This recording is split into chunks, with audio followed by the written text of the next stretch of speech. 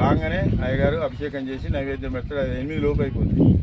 మహానైవేద్యం అన్నం పెడతారు. అప్పుడు ఆ మహానైవేద్యం మాత్రం అయ్యగారు తీసుకుపోయి తింటాడు. చాలా దేవాలయాల్లో జరిగే సిస్టమ్ చెప్తున్నాను. మళ్ళీ నైట్ కూడా ప్రసాదం పెడతారు. నైవేద్యం వండిందే పెట్టాలి. విగ్రహాలకు అరటి పనులు పెట్టి ఎలా తీస్తున్నారు చాలా గుళ్ళలు. నాకు ఇక్కడ సూర్యాపేటలో కూడా ఉన్నాయి. అటుకులు అరటి పనులు పెడుతున్నారు నైట్.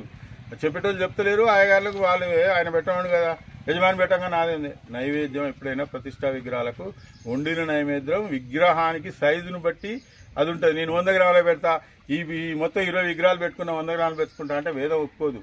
ఒక్కొక్క విగ్రహానికి ఇన్ని గ్రాములు ఉంటుంది. టోటల్ కలిపి 1 కిలో నైవేద్యం, 1.5 కిలో చేస్తే అన్ని విగ్రహాల కాడ పెట్టి 3 సార్లు 3 పూటలు నైవేద్యం చేస్తాడు.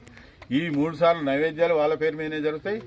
తర్వాత ఉదయం నుంచి సాయంత్రం వరకు ఒక్కొక్క రోజు ఉత్సవాలు జరగవచ్చు, జరగకపోవచ్చు, అభిషేకాలు జరిగినా ఏది జరిగినా వాళ్ళ పేరు మీద ఉదయాస్తమాన పూజ జరుగుద్ది. దానికి ఎవరిని తీసుకుంటామంటే 102 మంది ఎలాగైతే తీసుకున్నామో 365 మందిని ఫస్ట్ స్టెప్ ఎవరంటే మన ఇంట్లో ఉన్న మన బిడ్డ పెళ్ళై ఉంటే సపోర్ట్ కొట్టండి. నేనే చెప్పాలా? మన ఇంట్లో ఉన్న బిడ్డ పెళ్ళై ఉంటే. రెండో స్టెప్ ఎవరంటే మన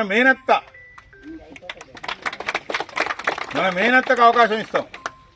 ఇవన్నీ ఇయ్యంగా స్వచ్ఛందంగా ఎవరికి వాళ్ళు దయచేసి చేయాలి. 102 మంది మన కొరకు చేసేది అమ్మవారి కొరకు మనం చేస్తున్నాం. నేను